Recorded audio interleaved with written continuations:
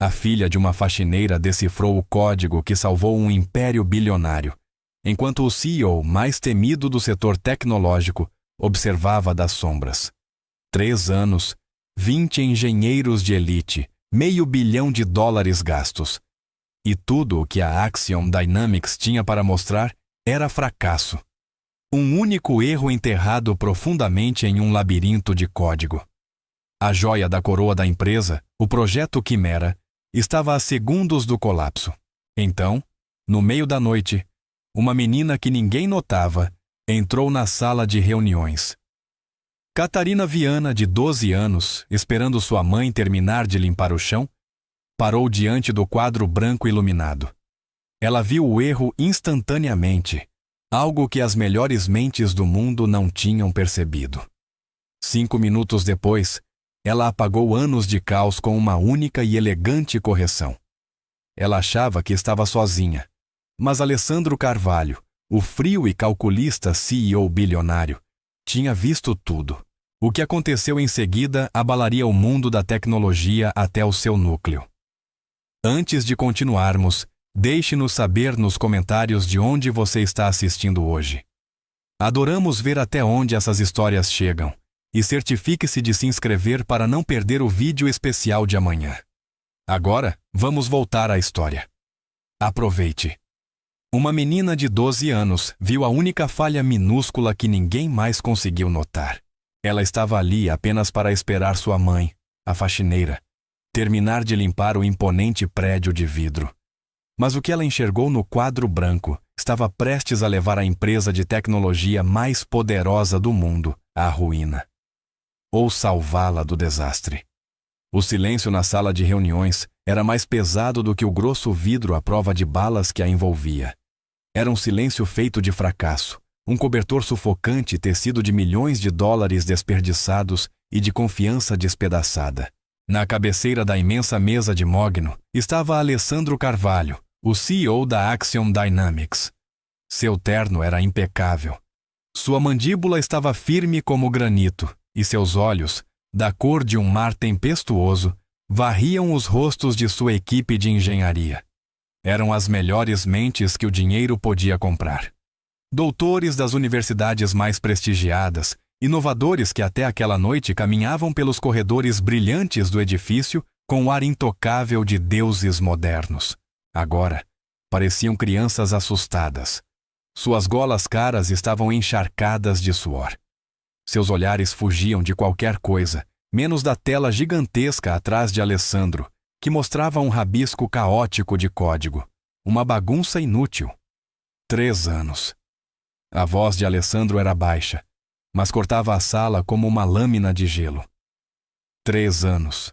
Um orçamento de $500 milhão e uma equipe de 20 engenheiros de elite. E isso é o que vocês produziram? Ele gesticulou para a tela. O projeto Quimera deveria ser o nosso futuro. Uma IA capaz de prever movimentos do mercado global com 99% de precisão. Em vez disso, vocês me entregaram um louco digital que não consegue prever nem o tempo de amanhã. Ninguém falou. O único som era o zumbido distante e desesperado dos servidores nos andares abaixo. Henrique Costa, o chefe de engenharia, encarava suas mãos trêmulas. Era um homem moldado pelo privilégio e pela arrogância, produto da USP e de uma família rica, que acreditava que sua posição era um direito de nascimento. Naquela noite, pela primeira vez em sua vida, essa crença estava desmoronando. O olhar de Alessandro se fixou nele. Henrique, você me garantiu que estávamos no caminho certo. Você pessoalmente me assegurou um avanço.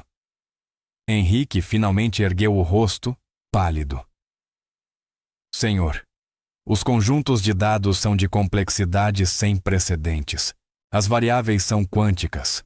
Estamos forçando os limites do que é teoricamente possível. Foi uma desculpa fraca, e todos na sala sabiam disso. Alessandro deu um passo lento e deliberado para a frente. O som dos sapatos de couro no mármore ecoava como o martelo de um juiz. Os limites. Repetiu, a voz perigosamente suave. Nosso principal concorrente está prestes a lançar sua versão em 72 horas. Se eles chegarem ao mercado antes de nós, a Axion Dynamics não perde apenas $500 milhão. Perdemos nossa reputação. Perdemos tudo. Ele deixou as palavras penetrarem, seus olhos fixos em cada membro da equipe. E se isso acontecer? Acrescentou, o aço voltando à sua voz. A reputação de vocês vai valer menos do que pó. Não conseguirão emprego nem programando cafeteira nesta indústria. Virou-se sem mais uma palavra. A pesada porta se fechou atrás dele com um estrondo condenatório, deixando os supostos gênios afundarem na atmosfera de seu fracasso catastrófico. O ar estava espesso de pânico e do gosto amargo do desespero. Do lado de fora das paredes de vidro da sala, o longo corredor estéril brilhava sob a luz embutida. Era uma catedral do comércio moderno, silenciosa e vazia, exceto por duas figuras. Helenice Viana empurrava seu carrinho de limpeza pelo chão polido. Aos 42 anos, seu rosto era bondoso, marcado pelas linhas de preocupação e cansaço de uma vida de luta silenciosa. Para os executivos e engenheiros que às vezes passavam apressados, ela era invisível. Ela era invisível, apenas parte da equipe de limpeza noturna do prédio. Seu uniforme era um manto de anonimato. Ao lado dela, segurando um exemplar gasto de um livro de física teórica, estava sua filha, Catarina. Aos 12 anos, Catarina era um ponto de cor no mundo monocromático da torre corporativa. Seu cabelo ruivo, preso em um simples rabo de cavalo, ardia como fogo, e seus olhos verdes brilhantes não perdiam nada. Ela estava ali por um motivo simples. A babá havia cancelado no último minuto, e Helenice não podia se dar ao luxo de faltar ao turno. Então, Catarina levou a lição de casa, encontrando um canto silencioso na sala de descanso, enquanto a mãe trabalhava. Helenice parou seu carrinho em frente à sala de reuniões. Só falta este cômodo, querida, e aí podemos ir para casa, sussurrou com a voz calorosa. Ela olhou através do vidro para as posturas derrotadas dos homens lá dentro. Tinha visto aquilo cada vez com mais frequência, tensos, irritados e exaustos. Catarina, no entanto, não olhava para os homens. Seu olhar estava fixo no enorme quadro digital coberto pelo emaranhado caótico de equações e códigos que os havia derrotado. Ela passara por aquela sala todas as noites durante uma semana, observando a equação crescer, torcendo-se em um nó cada vez mais complexo. Sua mãe começou a limpar a porta de vidro, mas Catarina permaneceu imóvel, a testa franzida, não em confusão, mas em intensa concentração. Era um olhar que sua mãe conhecia bem, o mesmo que seu avô fazia quando estudava mapas de batalha. General Tadeu Viana. Ele havia sido uma lenda, um brilhante estrategista militar que enxergava padrões que ninguém mais via. Falecera 2 anos antes, mas não sem antes encher a mente da neta com quebra-cabeças lógicos, lições de estratégia e uma crença central. O problema mais complexo, Catita, dizia ele. Muitas vezes tem a solução mais simples. Você só precisa saber como olhar. Ele a havia ensinado a ver o mundo não como uma série de eventos aleatórios, mas como um sistema de partes interconectadas.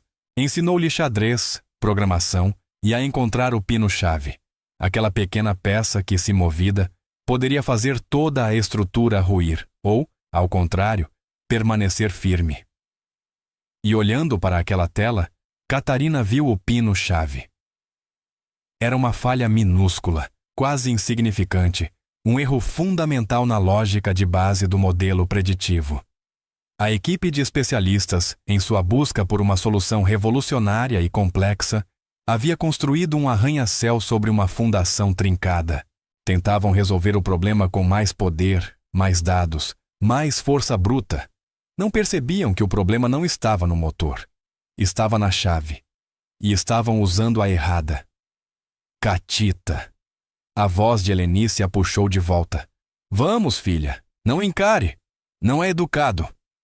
Catarina piscou, seus olhos voltando para a mãe. Apenas assentiu, o rostinho inexpressivo. Sabia muito bem que não deveria dizer nada. Quem ouviria a filha da faxineira? Em um lugar como aquele, de diplomas e pedigrees, ela e a mãe estavam destinadas a serem invisíveis e inaudíveis. Falar significaria atrair problemas, arriscar o único emprego que mantinha um teto sobre suas cabeças e comida na mesa. Ela se virou e caminhou com a mãe. Mas a imagem da equação defeituosa queimava em sua mente.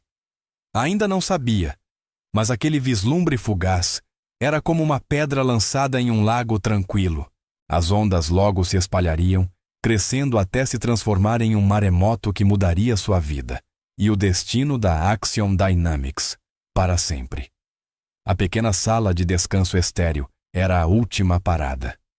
Enquanto Helenice limpava a cafeteira e passava um pano nos balcões, Catarina sentou-se a uma mesa pequena, o livro de física esquecido à sua frente. Não conseguia afastar a imagem do código defeituoso. Era como uma coceira em seu cérebro que não podia alcançar. Pensou novamente em seu avô. Ele sempre se orgulhara de sua mente. "Você tem o dom, menina", dizia, bagunçando seus cabelos vermelhos. "Você enxerga o tabuleiro inteiro. Nunca deixe ninguém fazê-la se sentir pequena por isso." Mas o mundo fora do escritório do avô era diferente. Na escola, seus professores frequentemente se frustravam com ela. Resolvia problemas de matemática de formas que nunca tinham visto ou fazia perguntas sobre mecânica quântica que os deixavam sem resposta. As outras crianças a chamavam de sabe-tudo. Com o tempo, aprendera a esconder seu brilho, a fingir ser comum apenas para se encaixar. Descobriu que ser inteligente podia ser um fardo solitário. A vida de sua mãe era um lembrete constante e doloroso de por que era mais seguro permanecer escondida. Helenice havia sido uma brilhante estudante de arquitetura, bolsista, mas então o pai de Catarina adoeceu. As contas médicas se empilharam como montanhas de neve, soterrando a família em dívidas. Quando ele faleceu, Helenice precisou abandonar os estudos e aceitar qualquer trabalho que encontrasse. Sacrificou seus sonhos para que Catarina tivesse um futuro. Aquele sacrifício era uma dívida que Catarina sentia nos ossos, e era por isso que permanecia em silêncio. O trabalho da mãe era frágil. Uma reclamação de alguém como Henrique Costa poderia resultar em sua demissão sem a menor hesitação. Helenice terminou seu serviço e sentou-se diante da filha, com um sorriso cansado, mas gentil. "Pronta para ir para casa, sabichona?" perguntou. Catarina assentiu, mas seus olhos estavam distantes. "Mãe", disse baixinho. "Aqueles homens na sala grande, eles pareciam tristes." Helenice suspirou, o próprio cansaço pesando sobre ela. "Eles estão sob muita pressão, querida. Quando se é pago tanto dinheiro, esperam que você faça milagres." Ela olhou para a filha, para uma inteligência feroz queimando em seus olhos, e sentiu a mistura familiar de medo e orgulho. "Você fique longe de tudo isso, não viu? Nós só fazemos o nosso trabalho, quietas como ratos, e vamos para casa. Assim é mais seguro." Catarina assentiu de novo. "Tá bom, mãe." Mas enquanto arrumavam as coisas para ir embora, a voz do avô ecoou em sua mente mais uma vez. Há uma diferença entre ser humilde e esconder o seu valor. Catita, um soldado que vê uma emboscada se aproximando, tem o dever de alertar os outros, não importa a patente deles. Ela afastou o pensamento. Não era uma soldada. Era apenas uma menina de 12 anos, e aquela não era a sua batalha. O prédio agora estava completamente silencioso. Os últimos engenheiros já tinham ido embora, deixando seu fracasso para trás sob as frias luzes artificiais. Helenice e Catarina caminharam em direção ao elevador principal, seus passos sendo o único som no espaço cavernoso. Mas ao passarem novamente pela sala de reuniões, Catarina parou. A tela gigante ainda estava ligada, um monumento ao problema de $500 milhão. A equação defeituosa parecia chamá-la, zombando dos chamados gênios que a haviam criado. Catita, vamos? Helenice a incentivou suavemente. Desta vez, Catarina não se mexeu. Uma força invisível a mantinha no lugar. Seu coração começou a bater mais rápido. Um tambor frenético contra as costelas. Dentro dela travava-se uma guerra. A cautela cansada da mãe contra a coragem resoluta do avô. O medo de causar problemas contra o peso insuportável do conhecimento de que ela, e apenas ela, sabia como consertar aquilo. Já não era apenas sobre código. Era sobre a injustiça de tudo aquilo. Sobre sua mãe ter de esfregar pisos, enquanto homens como Henrique Costa, arrogantes e cegos, levavam uma grande empresa à ruína. Era sobre a memória do avô, que acreditava que talento e integridade eram o que realmente importava, não títulos ou ternos caros. A força era grande demais. Mãe, disse ela, quase num sussurro, eu preciso fazer alguma coisa. Antes que Helenice pudesse reagir, Catarina virou-se e caminhou em direção à sala de reuniões. A pesada porta de vidro estava destrancada. Ela a empurrou e entrou, como se cruzasse um portal para outro mundo. A sala era ainda mais intimidadora por dentro. O ar era frio, com cheiro de ozônio e fracasso. O enorme quadro branco erguia-se sobre ela como uma parede de penhasco. Catarina caminhou até ele, sua pequena figura diminuída pela escala do problema. Seus olhos percorreram as linhas de código, confirmando seu diagnóstico inicial. A equipe estava usando um algoritmo preditivo baseado em iteração caótica. Era poderoso, mas profundamente instável para um sistema que deveria encontrar ordem no caos. Estavam usando caos para encontrar caos. Para ela, era um erro absurdamente elegante. Seu avô havia-lhe ensinado sobre o ciclo ODA: observar, orientar, decidir, agir. Ela havia observado o problema. Havia se orientado no contexto. Agora era a hora de decidir. O medo era um nó gelado em seu estômago. Mas outra sensação era mais forte: a determinação. Ela avistou uma bandeja de marcadores digitais sobre a mesa próxima. Pegou um vermelho. Sua mão tremia, mas sua mente estava cristalina. Levantou o braço, esticando-se para alcançar o ponto certo no imenso quadro. Com alguns toques, apagou um bloco inteiro de código convoluto. Então, com a calma e a confiança firme de quem sabe que está certa, começou a escrever. Não substituiu por algo mais complexo. Substituiu por algo mais simples. Uma porta lógica, um filtro binário baseado em um princípio simples e estável. Em vez de tentar prever todos os possíveis resultados, sua solução foi projetada para identificar e descartar primeiro os resultados impossíveis. Não se tratava de prever a resposta certa. Tratava-se de eliminar todas as erradas. Uma mudança sutil, mas profunda, de filosofia. Levou menos de 5 minutos.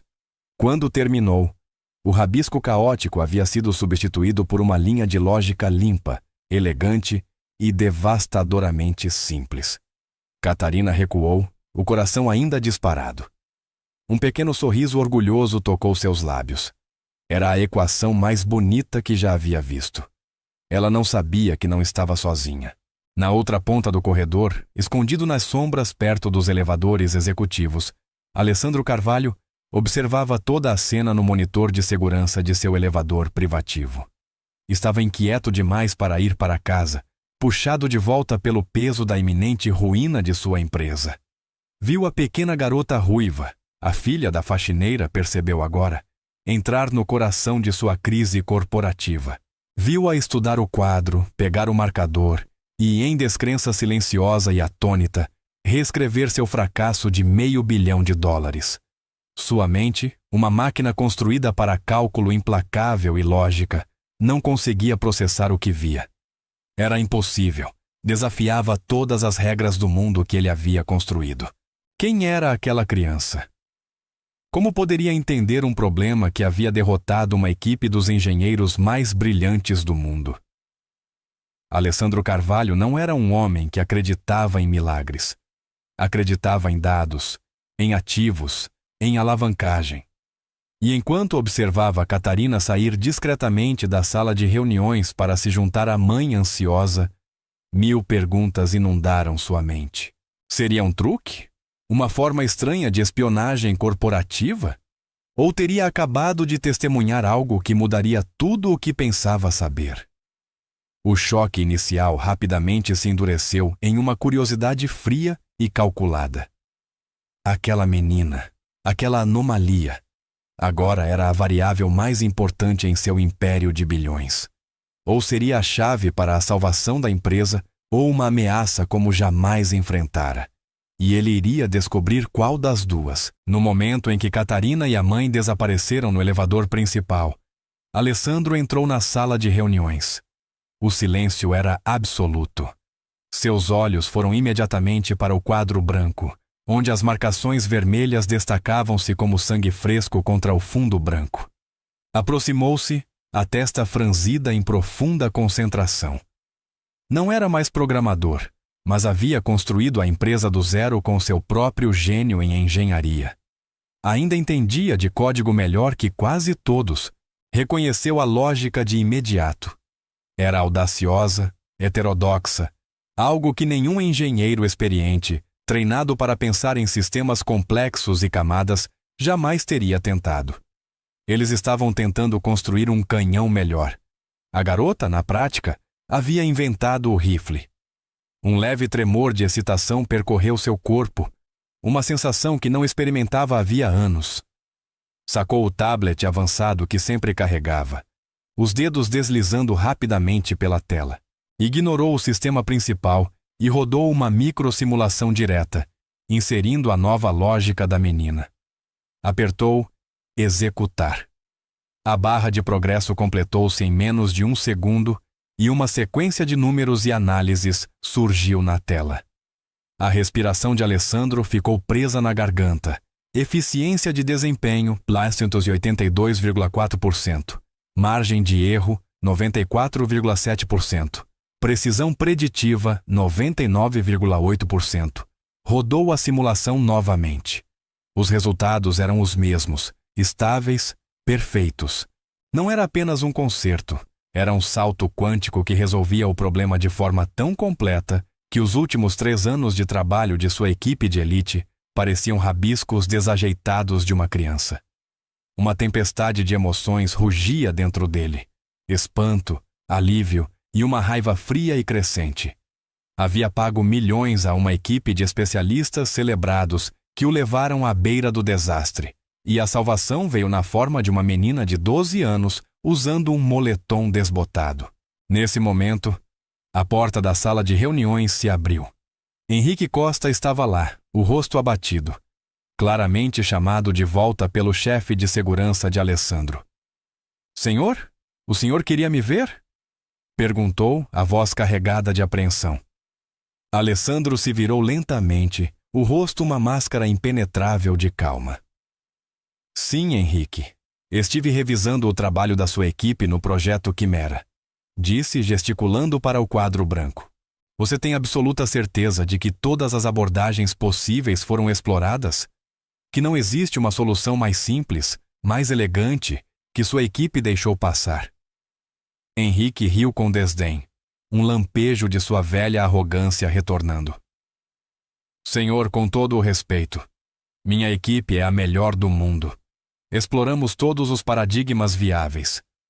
O que o senhor vê naquela tela é o estado da arte em desenvolvimento de IA. Se nós não conseguimos resolver, ninguém consegue." Os lábios de Alessandro se curvaram em um sorriso sem calor. "É mesmo?" disse suavemente. "Então, por favor, explique por que a filha de 12 anos da faxineira conseguiu." O sorriso confiante de Henrique desapareceu, substituído por perplexidade total. "O quê? Eu não entendo." A voz de Alessandro caiu, cada palavra um golpe de martelo. "Uma garotinha ruiva esteve exatamente onde você está agora, menos de 1 hora atrás.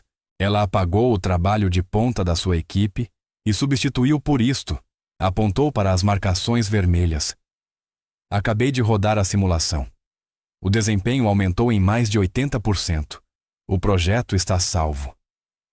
O rosto de Henrique percorreu um caleidoscópio de emoções: confusão, incredulidade, humilhação e, por fim, uma fúria gelada. Confusão, incredulidade, humilhação e, por fim, uma onda de fúria pura e incontrolável. Henrique encarou o código vermelho, aqueles símbolos simples e elegantes que representavam a demolição completa de seu orgulho profissional. Isso é impossível, gaguejou. Uma criança, ela não poderia. Deve ter sido sorte. Um palpite de sorte. Um palpite de sorte que vale $500 milhão. A voz de Alessandro agora era glacial. Quero você aqui amanhã às 9 da manhã com toda a sua equipe. Quero um relatório completo de como permitiram que um grupo dos engenheiros mais caros do mundo fosse superado por uma garotinha que estava aqui esperando a mãe terminar de esfregar o chão. Passou por Henrique, parando na porta. E Henrique? Acrescentou sem olhar para trás. Reze para que ela não tenha ferido seu orgulho de forma permanente, porque sua carreira nesta empresa está pendurada por um fio muito, muito fino. Henrique ficou sozinho no centro da vasta sala silenciosa, o café frio em sua mão esquecido. As marcações vermelhas no quadro pareciam brilhar com uma luz triunfante e zombeteira. Aquilo não era apenas um insulto, era uma declaração de guerra. E ele jurou, naquele instante, que a menina responsável por sua humilhação pagaria um preço que não poderia imaginar. Na manhã seguinte, o clima na sala de reuniões era elétrico de tensão e incredulidade. Todos os engenheiros seniores e executivos estavam presentes. Seus rostos, uma mistura de choque e mórbida curiosidade. A história havia se espalhado pelos escalões superiores da empresa como um vírus. A filha da faxineira havia consertado o projeto Quimera. As portas se abriram e Alessandro Carvalho entrou, a expressão tão severa como sempre. Atrás dele, parecendo pequenas e sobrecarregadas, vinham Helenice e Catarina Viana. Helenice usava roupas simples de civil, as mãos entrelaçadas à frente do corpo, o rosto pálido de ansiedade. Catarina vestia um vestido simples, o cabelo ruivo penteado com cuidado, a expressão calma, mas atenta. Encarou as dezenas de olhos fixos nela sem pestanejar. Alessandro fez um gesto para que se sentassem perto dele, na cabeceira da mesa, lugares normalmente reservados para membros do conselho. Um murmúrio percorreu a sala. Henrique Costa estava sentado diretamente em frente a elas, os olhos ardendo de desprezo tão intenso que parecia quase uma força física. Olhava para Catarina como se fosse uma praga que tivesse invadido seu santuário imaculado. Alessandro não perdeu tempo. Bom dia, começou sua voz cortando os sussurros. Chamei todos aqui por um motivo. Esta é Catarina Viana. Ela é a pessoa que solucionou a falha crítica no algoritmo do Quimera na noite passada. Uma falha que, devo acrescentar, esta equipe de especialistas não conseguiu, ou não quis, enxergar. A sala caiu em silêncio. Todos os olhos estavam em Catarina. Henrique soltou uma risada curta e sarcástica. Senhor, nós realmente vamos fazer isso? É absurdo. Estamos realizando uma reunião de estratégia sênior com base no palpite de sorte de uma criança? Virou seu olhar venenoso para Catarina. Diga-me, Catarina, qual é o seu histórico em teoria computacional? Você aprendeu entre desenhos animados e histórias de ninar? Alguns dos leais a Henrique riram baixinho. Helenice estremeceu como se tivesse levado um golpe e colocou a mão protetora sobre o ombro da filha. Catarina, no entanto, permaneceu perfeitamente imóvel. Fitava Henrique diretamente, os olhos verdes claros e firmes. Alessandro observava, em silêncio. Sabia que aquilo era um teste. Ela precisava provar que não era apenas um golpe de sorte. Finalmente, Catarina falou. Sua voz era baixa, mas ecoou na sala silenciosa com surpreendente autoridade. Meu avô foi o general Tadeu Viana. Disse simplesmente. Ele não me ensinou teoria computacional. Ele me ensinou a pensar. Ela fez uma pausa deixando o nome do lendário general pairar no ar. Alguns dos executivos mais velhos se remexeram nas cadeiras, suas expressões mudando de ceticismo para intriga. Ele me ensinou que você não precisa de um diploma pomposo para ver algo que está bem na sua frente. Catarina continuou, o olhar nunca se afastando de Henrique. E o problema com o seu algoritmo não era complicado. Vocês apenas estavam olhando do jeito errado. O rosto de Henrique escureceu de fúria. E qual seria o jeito certo, então? Por favor, nos ilumine. Vocês estavam tentando construir uma vidente, disse Catarina, a voz firme. Tentavam fazer a máquina adivinhar o futuro a partir de um número infinito de possibilidades. Era caótico demais. Nunca seria estável. Ela se levantou e caminhou até o quadro branco com a confiança de uma professora experiente. Começou a explicar. A minha solução não adivinha, disse apontando para as marcações vermelhas. Ela escuta. Não é uma vidente, é uma detetive. Funciona eliminando as impossibilidades uma a uma, até restar apenas a verdade. É mais simples, é mais estável. E funciona. Ela então usou uma analogia tão simples, tão perfeita, que todos na sala entenderam instantaneamente. Vocês estavam tentando construir o navio mais complicado do mundo para atravessar um oceano tempestuoso, explicou. Continuaram adicionando mais motores, velas maiores, paredes mais grossas, mas nunca perceberam que a tempestade não era o problema. O problema era que a bússola estava quebrada. Eu não construí um navio novo. Só consertei a bússola. Uma onda de compreensão percorreu a sala. Os engenheiros se entreolharam, os rostos uma mistura de vergonha e admiração nascente. Estavam tão focados na tempestade que haviam esquecido completamente de verificar seus instrumentos. Henrique Costa, no entanto, estava sem palavras. Fora publicamente superado, toda a sua base de expertise e autoridade desmontada pela simples analogia de uma menina de 12 anos. A humilhação era absoluta. Alessandro Carvalho finalmente falou, com uma nota de orgulho indisfarçado na voz. Obrigado, Catarina. Essa foi a explicação mais clara deste projeto que ouvi em 3 anos. Então voltou seu olhar gélido para Henrique.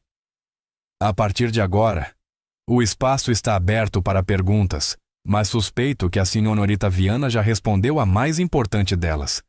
A reunião foi um massacre. Catarina respondeu a cada pergunta técnica com uma clareza e uma visão que deixaram os engenheiros atônitos. Ao final, a sala era dela. O ceticismo havia se transformado em admiração. Henrique permanecia em silêncio atônito, fervendo de raiva. Aquilo era mais do que uma derrota. Era uma ameaça existencial. Aquela menina, aquela criança, não apenas o havia exposto, ela havia roubado seu poder. E ele sabia com uma certeza gelada que não poderia permitir que ela permanecesse na Axiom Dynamics. Seu plano de vingança começou a se formar, uma teia sombria e intrincada de sabotagem e engano. Ele provaria que ela era apenas um golpe de sorte, um sucesso isolado. Ele a destruiria e se certificaria de que Alessandro Carvalho, o homem que havia orquestrado sua humilhação pública, se arrependesse do dia em que ouviu a filha genial da faxineira. Após o término da reunião, um silêncio atônito acompanhou os engenheiros que deixavam a sala.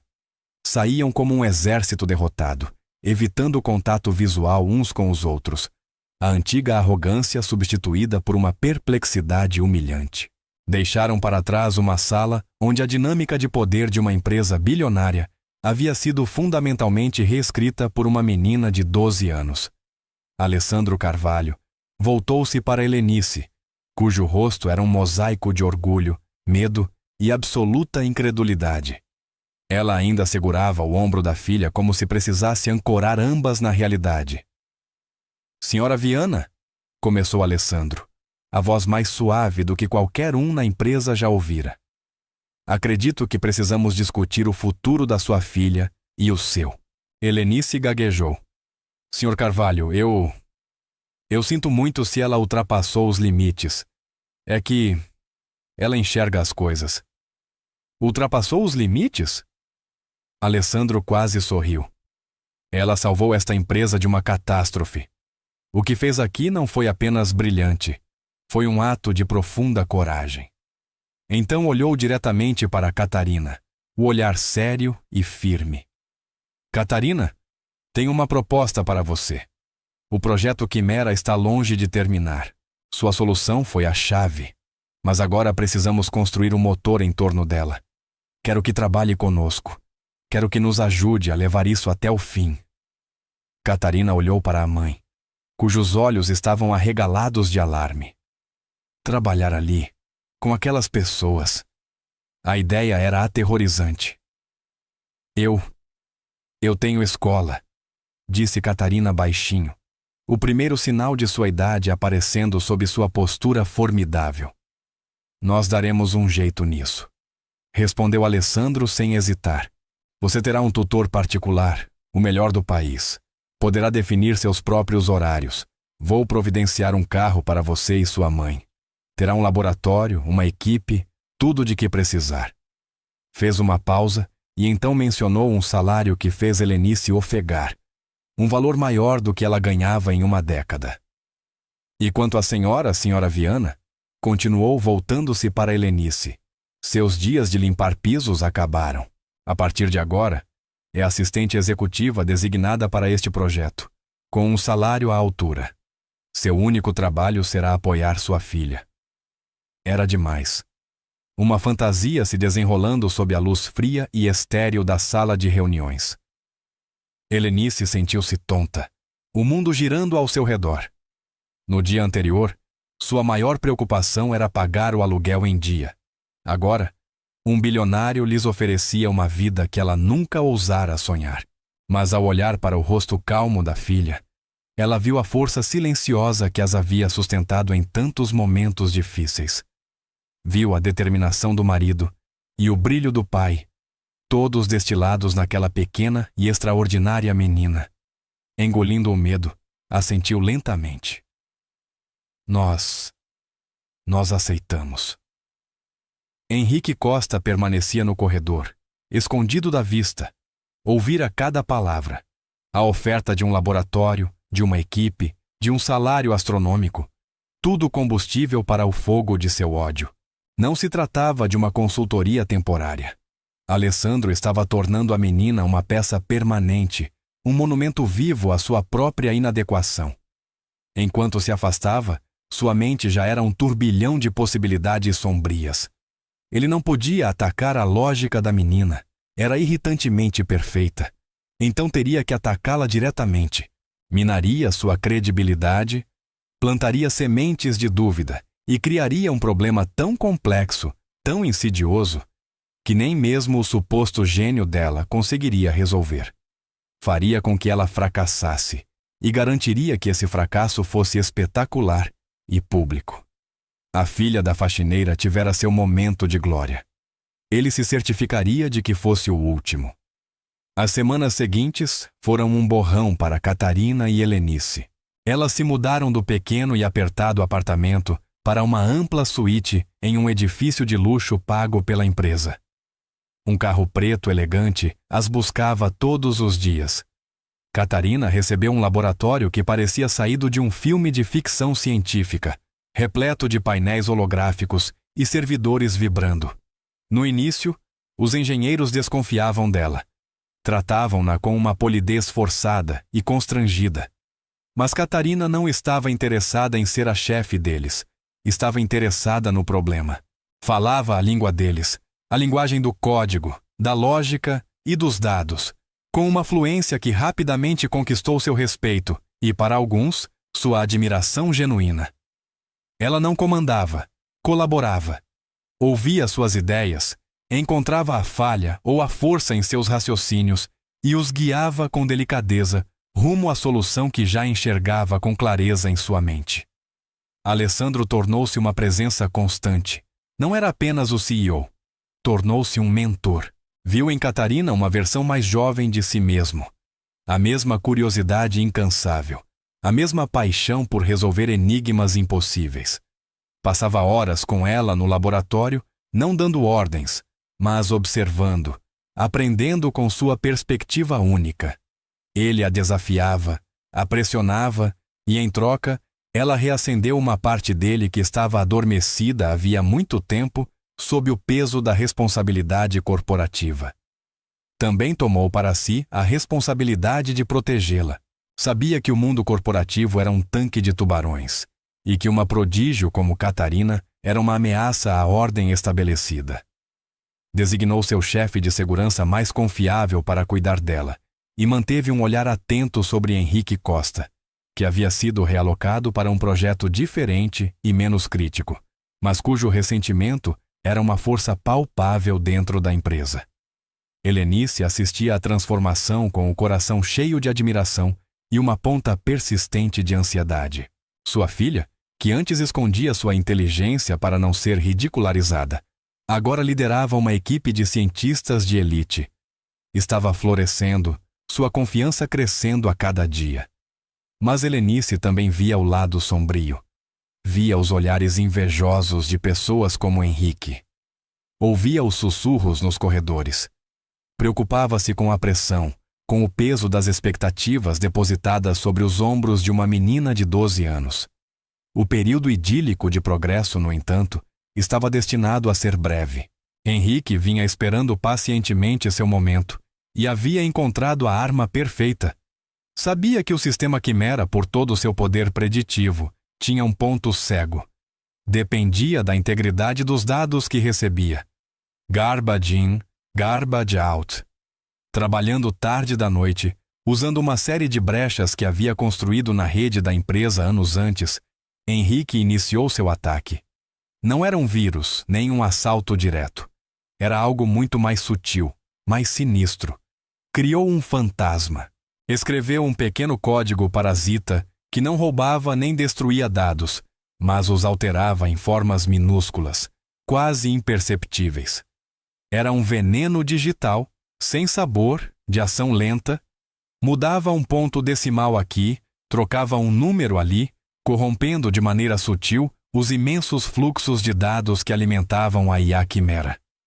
Os primeiros sinais de problema foram pequenos. A IA cometeu um erro mínimo em uma previsão de mercado, custando à empresa alguns milhares. Os engenheiros descartaram como uma anomalia estatística. Então, uma semana depois, veio um erro maior. Previu uma alta no preço de uma commodity que nunca aconteceu. Dessa vez, a perda foi de alguns milhões. Um mal-estar silencioso começou a se espalhar pela equipe. Eles rodaram diagnósticos, revisaram a lógica central, a lógica de Catarina. Continuava perfeita. O sistema em si estava sólido. Ainda assim, os erros continuavam a crescer, tornando-se mais frequentes e mais caros. A IA estava se tornando errática, como uma pessoa perfeitamente sã alimentada constantemente com mentiras. Alessandro convocou uma reunião de emergência. O clima era sombrio, em forte contraste com a atmosfera triunfante de semanas antes. Os mesmos engenheiros que haviam elogiado o gênio de Catarina agora a olhavam com renovada desconfiança. O que está acontecendo? Exigiu Alessandro, a voz carregada de preocupação. Um dos engenheiros seniores, um homem que sempre fora um dos aliados mais próximos de Henrique, falou. A lógica central é instável, senhor. Nós avisamos que um modelo tão simplista poderia não resistir à pressão dos dados quânticos do mundo real. Foi um truque engenhoso, mas não é uma solução sustentável. Era um ataque velado contra Catarina. A acusação pairava no ar. Teria a solução dela sido apenas um remendo temporário? Um golpe de sorte de iniciante que agora falhava sob pressão? Catarina permaneceu em silêncio, a testa franzida em sua expressão de concentração intensa. Sabia que sua lógica estava correta. O problema não estava na máquina, mas nas informações que ela recebia. A bússola já não estava quebrada, mas alguém estava mexendo nos mapas. Henrique, convidado como consultor externo, aproveitou o momento para atacar. Projetou um gráfico complexo mostrando a taxa de erro crescente da IA em relação à complexidade dos dados de entrada. Com voz suave e profissional, disse: Foi um esforço brilhante para uma criança, mas precisamos de uma abordagem mais madura. Minha equipe está desenvolvendo um sistema mais robusto, pronto para assumir. Ele se colocava como o salvador, o especialista que vinha limpar a bagunça de uma amadora ingênua, usando o medo e a dúvida para apagar a vitória dela e recuperar poder.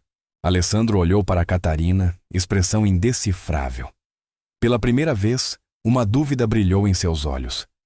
Havia apostado o futuro da empresa naquela menina. Teria cometido um erro? Catarina, disse, a voz baixa. Você tem uma resposta para isso? Toda a sala se voltou para ela. O peso de $500 milhão, de milhares de empregos, de seu próprio futuro e o da mãe, recaía sobre sua resposta. A pressão era esmagadora. Helenice, ao fundo, prendeu a respiração, querendo protegê-la e levá-la de volta para casa. Mas Catarina não recuou. Encarou o sorriso triunfante de Henrique com calma analítica e se lembrou da lição do avô. Quando o inimigo constrói uma fortaleza, não ataque os muros. Encontre o túnel secreto. Caminhou até a grande tela, ignorou os gráficos de Henrique e abriu o fluxo bruto de dados. Uma enxurrada incompreensível para todos, mas que para ela era uma linguagem. Procurava apenas uma letra errada. O modelo não está instável, disse, os olhos percorrendo a torrente. Está sendo enganado. Henrique zombou. Enganado? Esse é o fluxo de dados mais seguro do mundo. Segurança não é o problema, respondeu Catarina. Ninguém está invadindo. Eles já estão dentro. Seus dedos voaram pelo console holográfico. Não rodava diagnósticos. Caçava. Procurava um padrão, uma assinatura, um fantasma na máquina. Os engenheiros assistiam fascinados. Então parou. No meio de 1 milhão de linhas de código, destacou uma sequência minúscula de caracteres, quase invisível, feita para parecer lixo digital. Aqui, sussurrou. Isolou o trecho, ampliou e começou a decompô-lo com precisão cirúrgica. O silêncio era total. Apenas o leve clique das teclas soava. É um parasita, explicou firme. Não é um vírus. Não ataca o sistema. Apenas se alimenta do fluxo de dados, fazendo alterações minúsculas e aleatórias. É um agente do caos. Ela seguiu o rastro, escondido por servidores offshore e camadas de criptografia, até encontrar o erro fatal. Um fragmento esquecido de uma chave de desenvolvedor. Uma impressão digital. Cruzou-a com o banco de dados da empresa. Um nome surgiu na tela. Henrique Costa. O suspiro coletivo foi imediato. Henrique empalideceu. A máscara profissional se desfez, revelando fúria desesperada. Isso é um truque! Gritou. Essa bruxinha está tentando me incriminar. Mas já era tarde demais. A prova era absoluta, projetada diante de todos. Aqui está a continuidade em português do Brasil, com nomes já adaptados, Catarina, Helenice, Alessandro, Henrique, e poucas quebras de linha, apenas quando conclui uma ideia. A impressão digital era irrefutável. Ele tinha sido tão arrogante, tão certo de sua própria superioridade intelectual, que jamais imaginou que uma menina de 12 anos poderia rastreá-lo por um labirinto que acreditava impenetrável. Alessandro Carvalho levantou-se lentamente da cadeira, o rosto uma nuvem de tempestade feita de fúria fria e controlada. Caminhou até Henrique, cada movimento deliberado e ameaçador, enquanto 2 seguranças que aguardavam discretamente à porta avançavam para flanqueá-lo. Henrique, disse Alessandro, quase num sussurro, mas com o peso de uma sentença de morte. Você cometeu um ato de sabotagem industrial contra a própria empresa. Tentou destruir um projeto de $500 milhão e tentou arruinar a reputação de uma criança. Você é uma desgraça para a sua profissão e para esta companhia. Fez um gesto aos seguranças. Acompanhem o Sr. Costa para fora do prédio. Seu acesso está revogado. Seus bens serão congelados, pendente investigação criminal. Quero ele fora agora. Henrique ficou estático, a boca entreaberta, a mente recusando-se a aceitar a totalidade da derrota. Quando os seguranças seguraram seus braços, ele lançou um último olhar de ódio para Catarina, mas ela já não o olhava.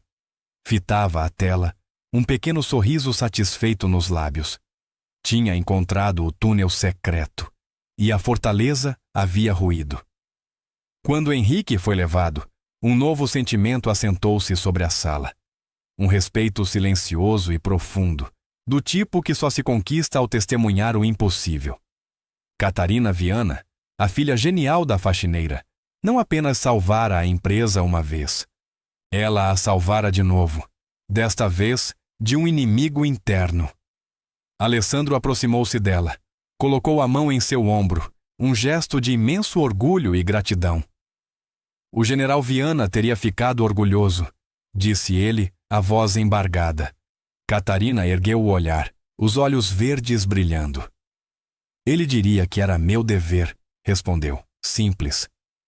Naquele momento, ela já não era apenas a filha da faxineira. Era a protetora da Axiom Dynamics, sua mente mais brilhante e sua improvável salvadora.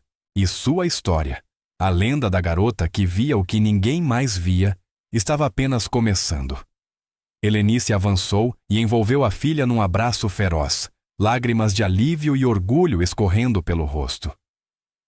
Minha menina corajosa, sussurrou.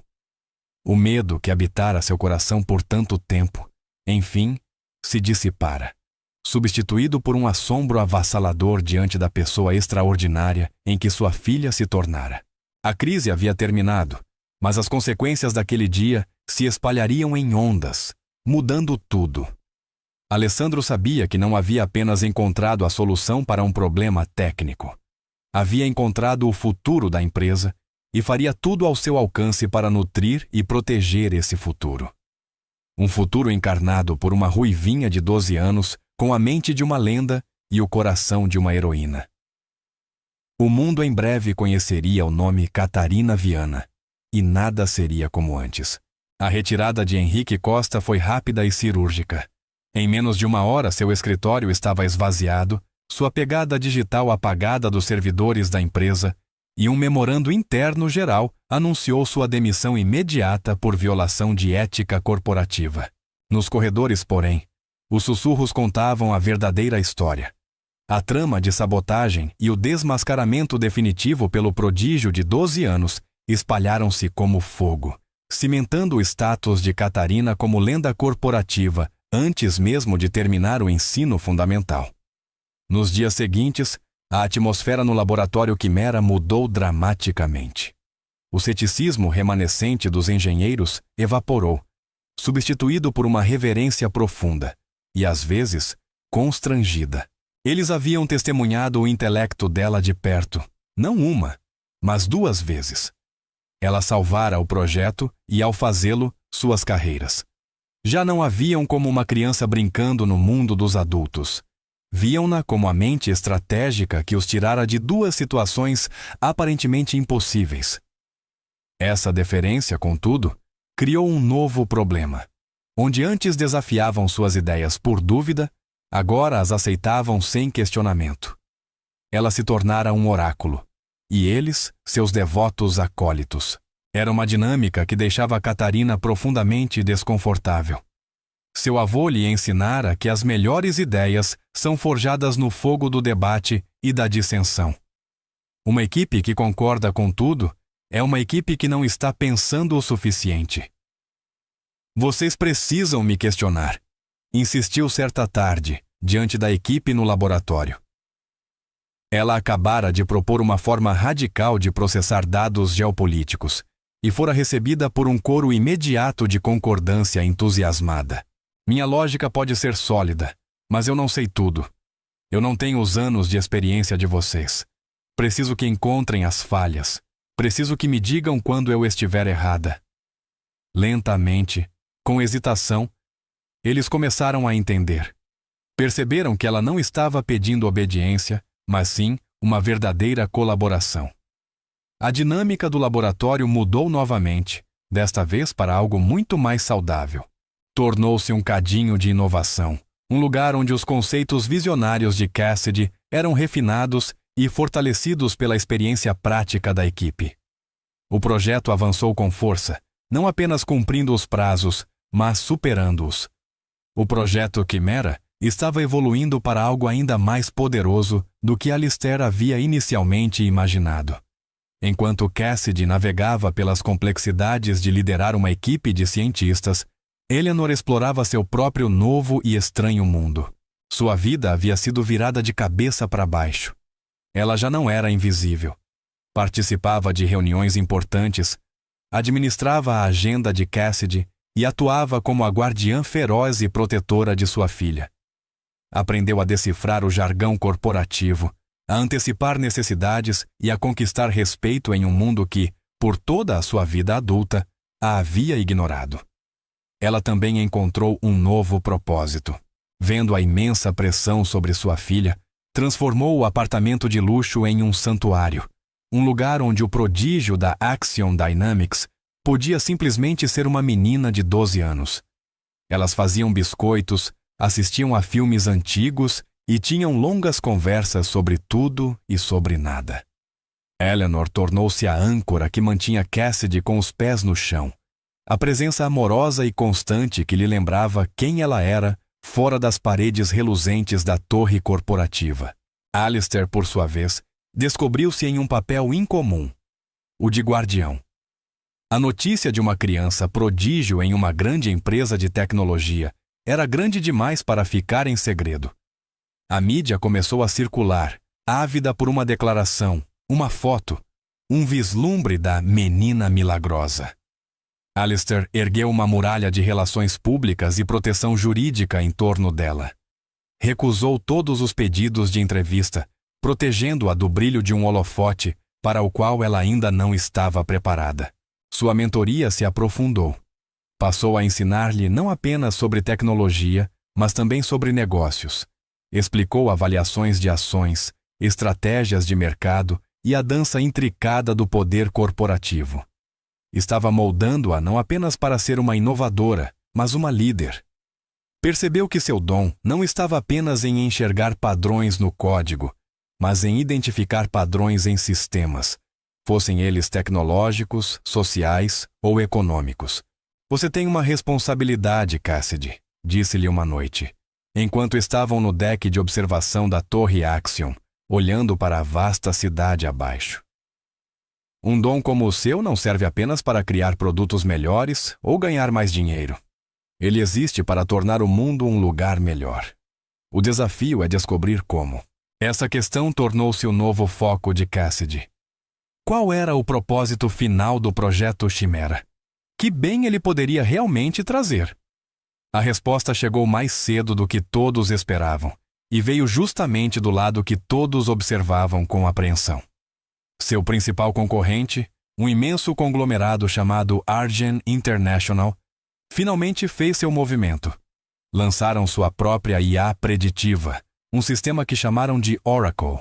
Foi um evento midiático global, repleto de apresentações sofisticadas e promessas ousadas. A Argen alegava que o Oracle podia prever tendências econômicas com precisão inigualável e imediatamente assinou um contrato de vários bilhões de dólares com um consórcio dos maiores bancos de investimento do mundo. A notícia atingiu a Axiom Dynamics como um golpe devastador. Eles ainda estavam a semanas do lançamento oficial do Chimera. O mercado, ao que parecia, já havia escolhido um vencedor. O preço das ações da Axiom despencou. O conselho de administração ficou nervoso. A pressão voltou de repente, mais pesada do que nunca. Alistair convocou uma reunião de emergência no laboratório Chimera. O clima era tenso. Eles chegaram primeiro ao mercado, disse sombriamente um dos executivos. Já é tarde demais. Cassidy, no entanto, permaneceu em silêncio. Estava em frente à tela principal que exibia o fluxo de dados ao vivo do lançamento público do Oracle. Na sua arrogância, a Argen exibia o poder do seu sistema, deixando-o fazer uma série de previsões de mercado de curto prazo em tempo real. Deixem que fiquem com o mercado, disse Cassidy, os olhos fixos na tela. Eles estão mirando no alvo errado. Alistair olhou para ela. O que você vê, Cassidy? O Oracle é apenas mais uma vidente, explicou ela, sua voz ressoando com a mesma clareza de quando havia explicado sua primeira solução. Ele é mais rápido e mais poderoso do que o nosso sistema antigo, mas a filosofia central é a mesma. Foi projetado para tornar os ricos ainda mais ricos. É uma ferramenta de ganância. Ela ampliou um conjunto específico de dados que o Oracle estava analisando. O mundo complexo e volátil do mercado cambial. Olhem, disse ela, é incrivelmente poderoso, mas seu foco é estreito. Ele foi projetado para enxergar apenas uma coisa, e apenas uma: o lucro. Então, abriu um fluxo de dados diferente em uma tela adjacente. Não eram preços de ações, nem tendências de mercado. Eram padrões climáticos, relatórios de atividade sísmica e dados agrícolas de países em desenvolvimento. O Chimera pode fazer mais do que prever o mercado de ações, disse Cassidy, a voz carregada de uma paixão tranquila. Ele pode prever uma fome. Pode prever o trajeto de um furacão com precisão suficiente para evacuar uma cidade uma semana antes. Pode prever um terremoto analisando tremores sísmicos tão pequenos que nenhum humano jamais poderia detectá-los. Nós temos construído uma ferramenta para economizar dinheiro. Deveríamos estar usando-a para salvar vidas. A sala ficou em silêncio. Engenheiros e executivos se entreolharam, um novo entendimento profundo surgindo. Haviam ficado tão presos à corrida contra a Argen, tão focados nos ganhos financeiros, que não tinham percebido o verdadeiro potencial do que haviam criado. Alessandro Carvalho olhou para a tela e depois para a menina de 12 anos, que mais uma vez lhe mostrava o quadro maior. Um sorriso lento e genuíno se espalhou em seu rosto. O sorriso de um homem que se lembrava do motivo pelo qual havia fundado sua empresa. Não apenas para vencer, mas para construir, criar, mudar o mundo. Você tem razão, Catarina, disse. Absolutamente razão. Esqueçam o mercado. Esqueçam a Argen. Temos uma nova missão. As 2 semanas seguintes foram as mais intensas da história da Axion. A empresa inteira se mobilizou em torno de uma nova visão. O departamento de marketing descartou sua antiga campanha e começou do zero. Os engenheiros trabalharam dia e noite, refinando as aplicações humanitárias do Chimera. Catarina era o centro calmo da tempestade, guiando o processo com sua visão inabalável. O evento de lançamento foi o completo oposto da apresentação corporativa sofisticada da Argen. Eles não alugaram um centro de convenções luxuoso, realizaram-no em uma universidade e convidaram não apenas investidores e jornalistas, mas também cientistas, líderes de ONGs e especialistas em resposta a emergências de todo o mundo. Alessandro abriu a apresentação, mas falou apenas por alguns minutos. Em seguida, cedeu o palco a Catarina, vestida com um simples vestido azul. Ela ficou diante do auditório lotado. Por um instante, parecia apenas o que era: uma criança em um mundo de adultos. Mas, quando começou a falar, sua voz era firme, sua mensagem poderosa. Ela não falou de margens de lucro ou participação de mercado. Falou do futuro. Mostrou, com uma série de simulações impressionantemente precisas, como o Chimera poderia ter previsto o devastador tsunami que atingiu o Sudeste Asiático anos antes, dando às comunidades costeiras 3 dias inteiros para evacuar. Mostrou como poderia identificar as condições exatas que levariam a uma falha catastrófica de safra na África subsaariana, permitindo que organizações de ajuda interviessem com meses de antecedência. Mostrou um mundo em que a tecnologia não era uma ferramenta dos poderosos, mas um escudo para os vulneráveis. Quando terminou, houve um momento de silêncio atônito. Em seguida, a sala explodiu. Os aplausos foram ensurdecedores, uma onda de emoção e entusiasmo que tomou o palco. Não era a palma educada de investidores impressionados. Era o rugido de seres humanos inspirados que acabavam de vislumbrar uma versão melhor do futuro. As repercussões foram imediatas e avassaladoras. A história da Axiom Dynamics e de sua visionária de 12 anos já não era fofoca corporativa, era a maior notícia do mundo. Governos e organizações humanitárias de todos os cantos do planeta inundaram a Axiom com pedidos de parceria. Engenheiros e cientistas talentosos, inspirados pela nova missão, disputavam para ingressar na empresa. A Argen International e seu sistema Oracle, de repente, pareciam ridículos. Enquanto ajudavam fundos de hedge a lucrar rápido, a Axiom se preparava para salvar o mundo. Suas ações despencaram. Seus parceiros bancários ficaram nervosos. Sua vitória se tornou vazia. Sua poderosa ferramenta parecia um brinquedo mesquinho e egoísta. No fim, não foi uma batalha de tecnologia, foi uma batalha de visão. E a visão de Catarina, sua crença simples e profunda de que o propósito do grande poder era fazer o bem maior, saiu vitoriosa. Semanas depois, Catarina e sua mãe estavam com Alessandro no mesmo deck de observação, olhando para as luzes da cidade.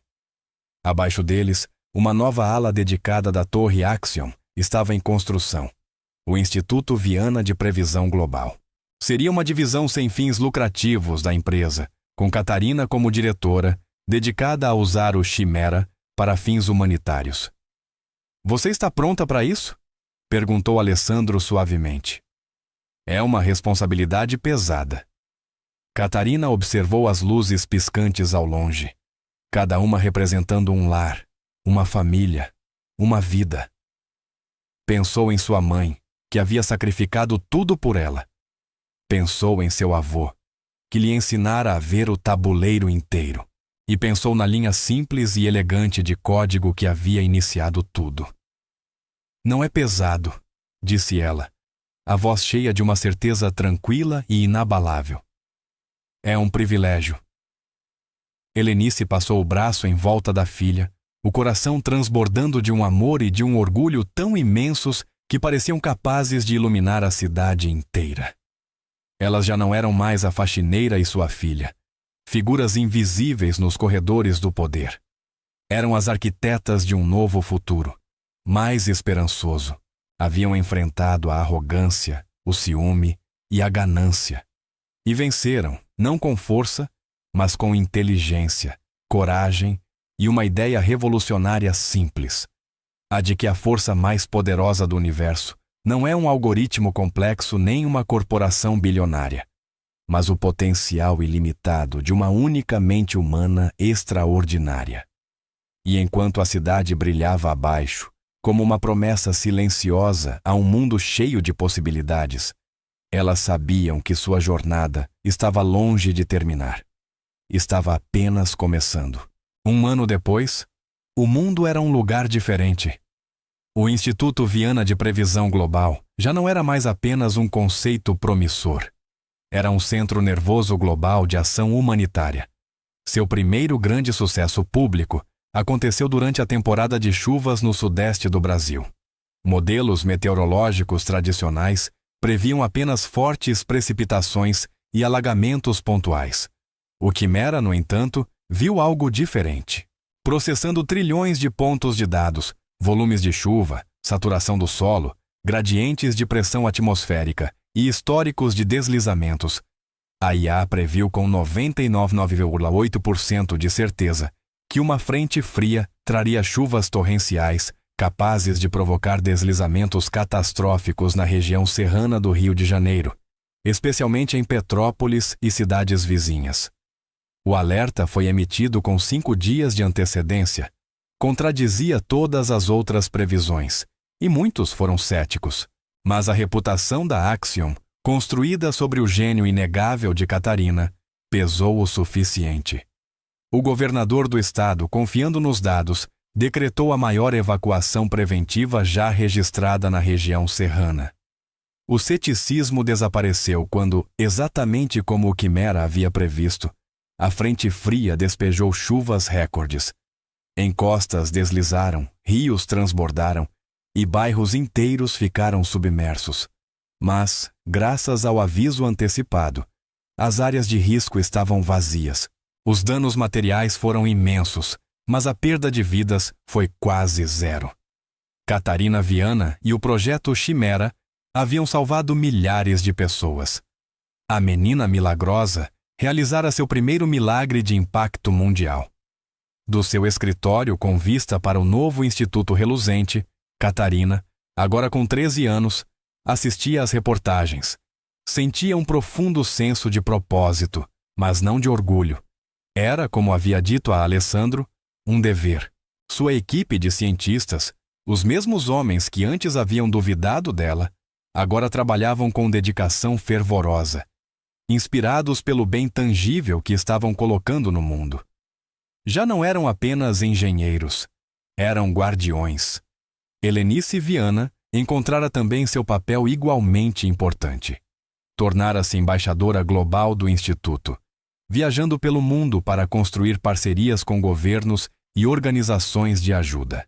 A mulher tímida e cansada que um dia empurrara um carrinho de limpeza por corredores vazios, agora discursava em comitês internacionais com uma confiança tranquila e uma graça inabalável. Ela não falava de algoritmos ou dados, mas de pessoas, das vidas que poderiam ser salvas, da responsabilidade que vinha com aquele novo e incrível poder. Ela era o coração da operação, assim como Catarina era a mente. Alessandro Carvalho também havia sido transformado. O CEO implacável, antes obcecado por dominação de mercado, encontrara uma nova e mais gratificante definição de sucesso. Continuava a dirigir a Axiom Dynamics com sua eficiência característica, mas a alma da empresa havia mudado. Agora era um lugar movido tanto pelo propósito quanto pelo lucro. Ele havia se tornado mais do que um mentor para Catarina. Era família. Encontrava alegria não no preço das ações da empresa, mas nos momentos tranquilos com Catarina e Helenice, discutindo uma nova ideia ou simplesmente compartilhando uma refeição. A faxineira e sua filha genial não apenas salvaram sua empresa, de muitas formas, salvaram a ele. A cena final do primeiro capítulo veio em uma fresca noite de outono. A empresa celebrava o aniversário de 1 ano da nova fase do projeto Chimera. O evento não ocorreu em uma sala de reuniões sufocante, mas no amplo átrio iluminado do Instituto Viana. Não era uma celebração de lucros, mas de vidas salvas. Catarina, no entanto, escapou discretamente da festa. Subiu até o deck de observação, o lugar onde sua nova vida realmente começara. Olhou para a cidade. Uma vasta rede interconectada de luzes e vidas. Um sistema que agora compreendia de um modo que ninguém mais no mundo podia. A porta se abriu atrás dela. Era Alessandro. Ele se aproximou e ficou ao seu lado, acompanhando seu olhar. "É muito para carregar nos ombros", disse suavemente. "Meu avô costumava dizer que o mundo repousa sobre os ombros daqueles dispostos a carregá-lo", respondeu ela. A voz já não mais de uma criança, mas de uma jovem que havia visto o verdadeiro peso do mundo, e não recuara. Eles ficaram em um silêncio confortável por um momento, os sons distantes da celebração abaixo, se misturando ao zumbido da cidade. "Ah, sabe?", disse Alessandro com uma nota de admiração na voz. "Passei a vida inteira construindo este império de vidro e aço, achando que poder era ter controle, ser o mais inteligente da sala. Construí muros, contratei especialistas e paguei fortunas pelas melhores mentes." Ele balançou a cabeça, com um pequeno sorriso autodepreciativo no rosto. "E no fim, a chave para tudo, a resposta que eu procurava, não estava em nada disso. Estava na única pessoa que todos os outros ignoraram." Ele olhou para baixo, os olhos tempestuosos, cheios de um profundo afeto paternal. Era uma menina ruiva de 12 anos, que só estava ali porque esperava a mãe terminar de limpar o chão. Catarina ergueu o olhar para ele e sorriu. Um sorriso genuíno e brilhante, que iluminou seu rosto. "O problema mais complexo", disse ela, ecoando as palavras que a haviam guiado desde o começo. "Muitas vezes tem a solução mais simples. Você só precisa saber como olhar, e juntos O CEO bilionário e a filha genial da faxineira ficaram olhando a cidade. Já não eram apenas um titã da indústria e uma criança prodígio, mas parceiros, família e guardiões de um futuro que haviam construído juntos. Um futuro mais brilhante, mais seguro e mais esperançoso para todos. A única falha que ela vira em um quadro branco não apenas salvara uma empresa, mas mostrará ao mundo um caminho melhor a seguir. A pergunta sobre o que o bilionário faria depois havia sido respondida. Ele tinha escutado e, ao fazer isso, ele e o mundo haviam sido mudados para sempre. Obrigado por acompanhar esta história. Se você gostou, inscreva-se e compartilhe seus pensamentos abaixo. De onde você está assistindo? Conte para nós nos comentários. Fique ligado para mais histórias imersivas.